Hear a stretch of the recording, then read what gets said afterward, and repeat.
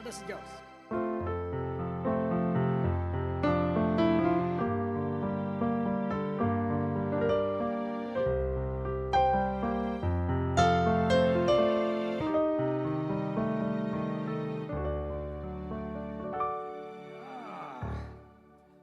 All right. I don't know how it goes. Forget already. But that's not our topic for today anyway.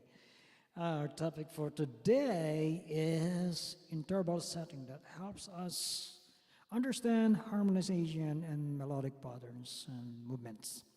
So, yeah, lots to consider about music, eh? But these are tips for us to really understand the language of music. So here we go. We got this interval settings now, and I would like to share to you today this idea of. Let me get out of some colors here, just for us to, you know.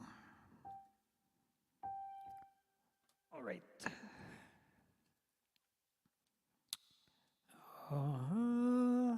Wait a little bit. We'll get there. All right. Let's do this. For example, I am in that scale of C, right? C scale. And I would like to determine the interval. So this is your second, third, fourth, fifth, sixth. How can I go 7? Maybe I'll just use another one. Well, let's just use this. 7 and 8 right there. So building these intervals like that. Okay. Take it again. Intervals going like that. Yeah. Try to have this on the key. And we'll see if I'll be able to explain it better for you. Easy to understand. All right, so here we go. You get that? C major scale. And with that, we are going to put numberings. Okay? You get to put number here with 1, 2, 3, 4, 5, 6, 7. That's 1. That's octave. Okay? Got the numbers?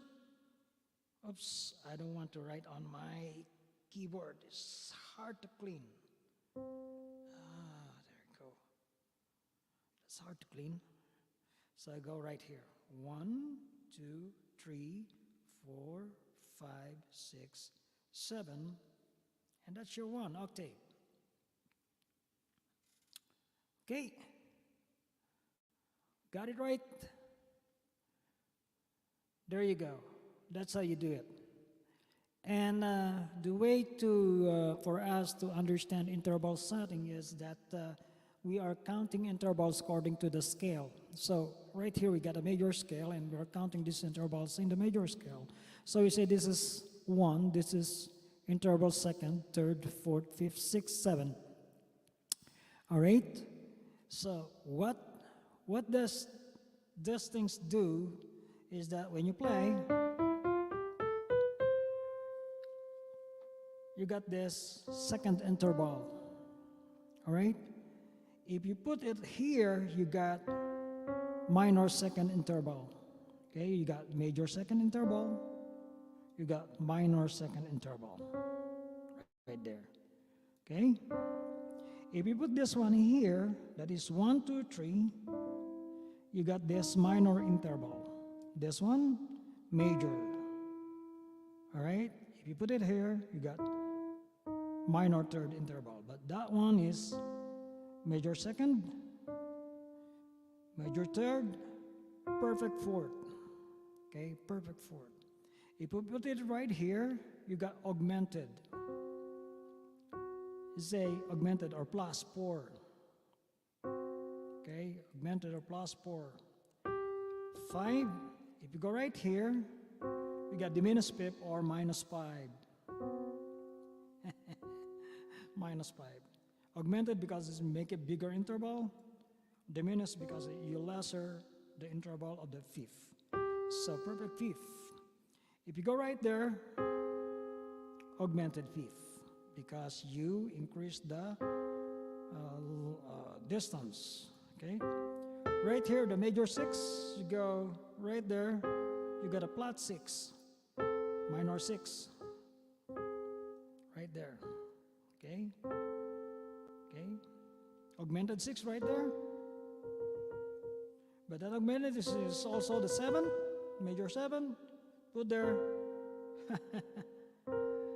That's a minor 7 though. And then you got that octave. Okay. Why do we need to do this?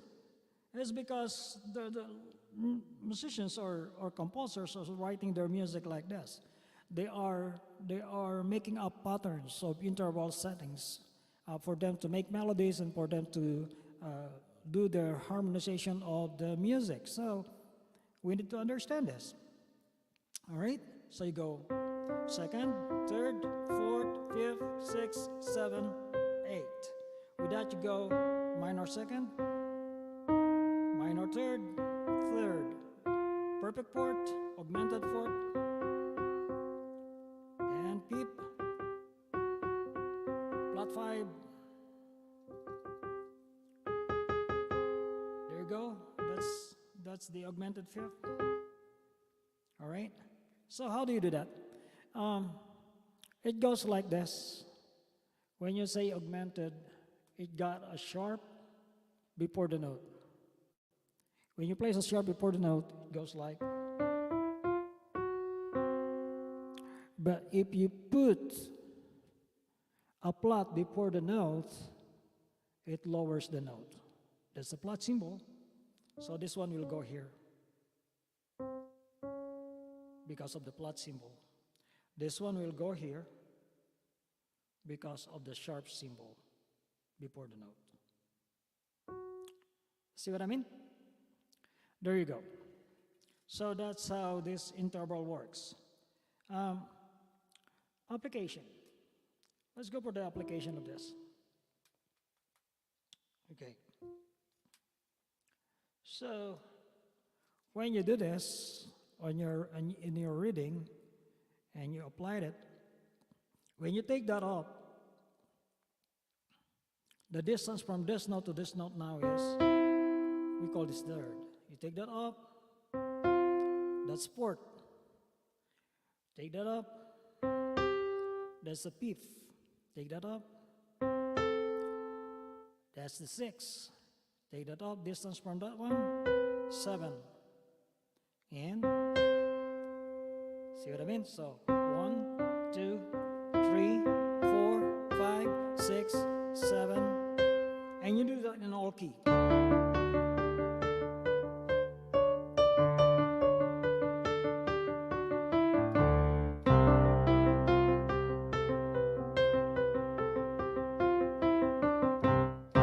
Okay, and then you do like, listen to the sound of the second. And then here, the third, the fourth, the fifth, the sixth, the seventh, the eighth. And then you also listen to the sound of the minor.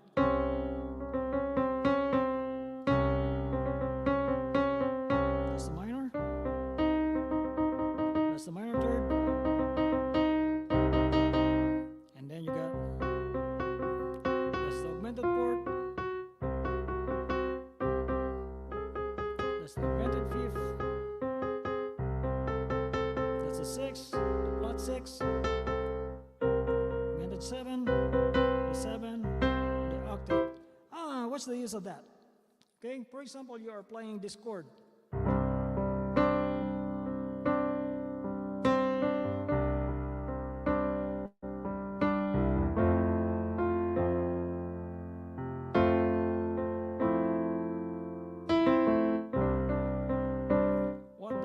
is that this is your C, and now you drop this down to this one, you have a C2, add 2, right? So that's the power of that. You get to recognize that one, that kind of. Now, when this goes like that, what you got here is because of this distance 1, 2, 3, 4, 5, 6, 7 with a plus 7, and you add this, and that is when you call your chord 9. 9. Why? 1, 2, 3, 4, 5, 6, 7, 8, 9 with the 7. But you say, when I play this, you say it's 2. Yeah, because we don't have 7. So you categorize that as added 2. But when you have 7, you categorize that as 9. Right? 9. And how about if you play this?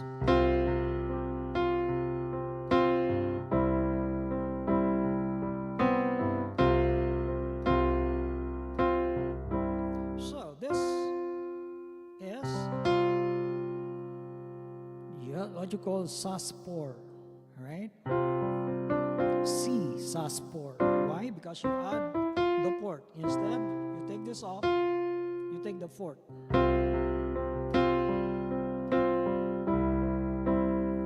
right.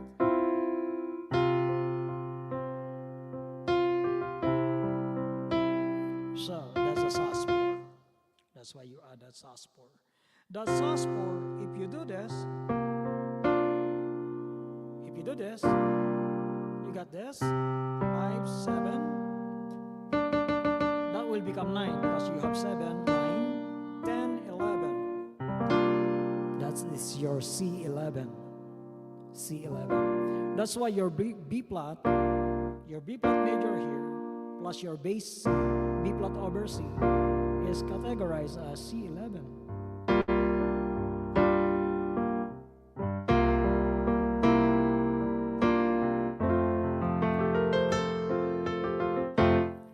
That is C plus flat 7. C plus flat 7 is C11. Kind of mathematics. Okay. Yeah, there's a lot of mathematics in music though, so we need to understand this. Anyway, lots of things going on. Yeah, lots of things going on. All right. Yep.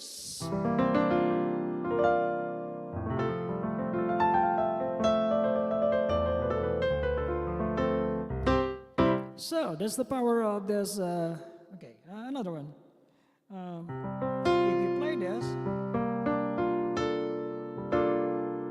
if you play that, then you have the C7, 9, 11, 12, 13. So that's why your C7 plus your second chord D minor is what? C13. Oh no. Lots of things though, but you can go with all of this by understanding interval settings. So from here you got 1, 2, 3, 4, 5, 6, 7, 8, 9, 10, 11, 12, 13. All right? This is a repetition. Okay? So that's how we name the chord according to those intervals. When you combine those intervals, then you are having like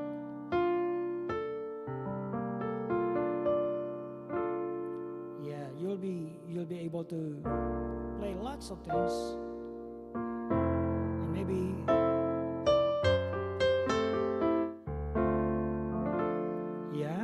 can play chords, can play those important settings.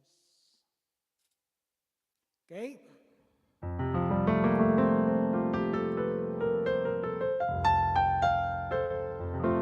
Yeah. So think about that, interval settings. Now another thing is that it's been used to melodic settings. It's been used to melodic settings. So when you do or when you read music, you'll find out that melody are also set into intervals like this. It goes to the fourth, 5, 6, and it goes like.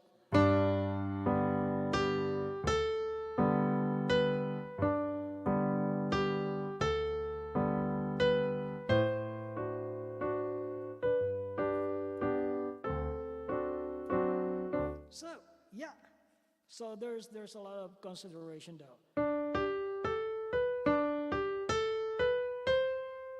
Yeah, and it keeps on, variations of that. So you go 1, 4. So it's start on the fifth of your scale G.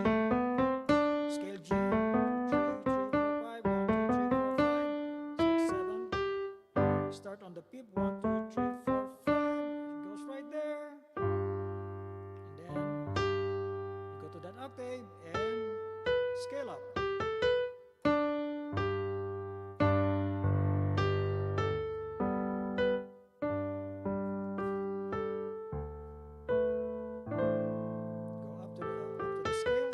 And now it is being repeated, but this time the interval increase, like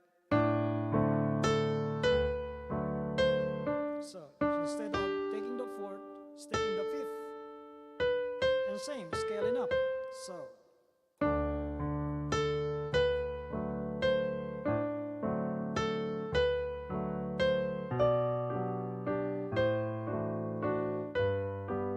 is that so? Ideas. This is how composer write their music. They set the intervals, and then they will do that pattern in sequence, and then continue right there. There's the goal, there's the target, and then moving down again, 3 note down, and then on the second part they will bury that one in sequence, and will go like, instead of 4, taking the peep.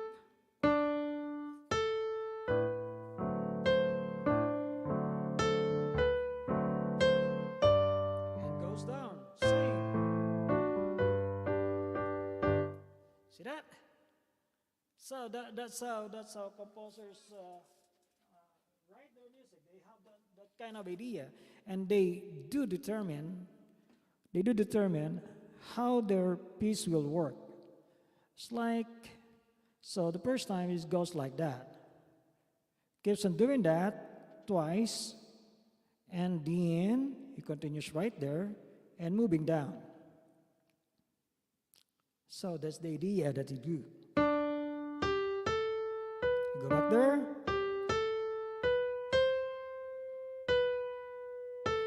But this time, the next time, he move up there. So from this to this, okay, 1 note up, the peep note. And then he moves up there, and then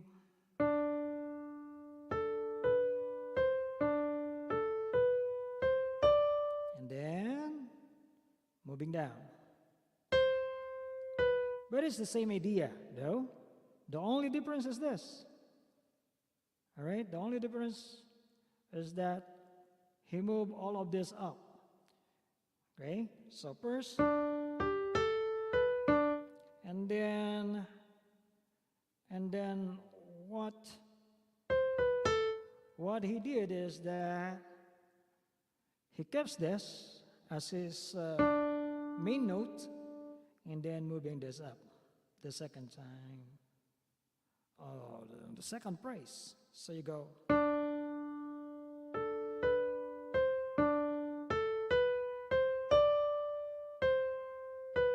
Get that?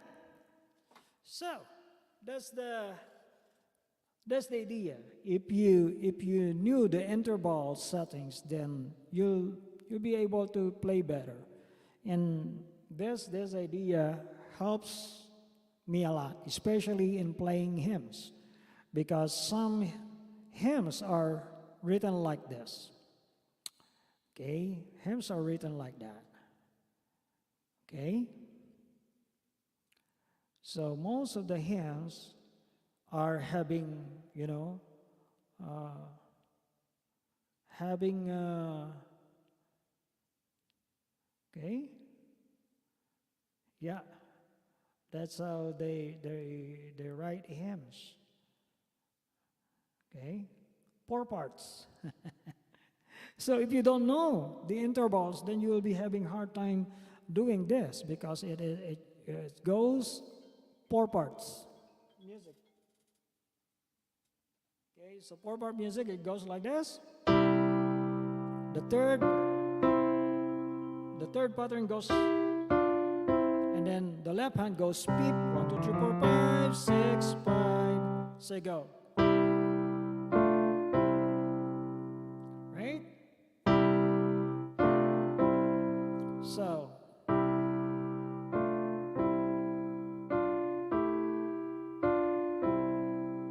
yeah. So it's very important for us to really understand this kind of studies. Yeah, maybe you will have more questions about this, and we'll explore this idea next time. But in the meantime, practice your interval setting wherever you are. C, third, okay, D. Again, move up on the scale. Practice that. Because end of the day, you will be playing music with harmonies in interval settings. So you go.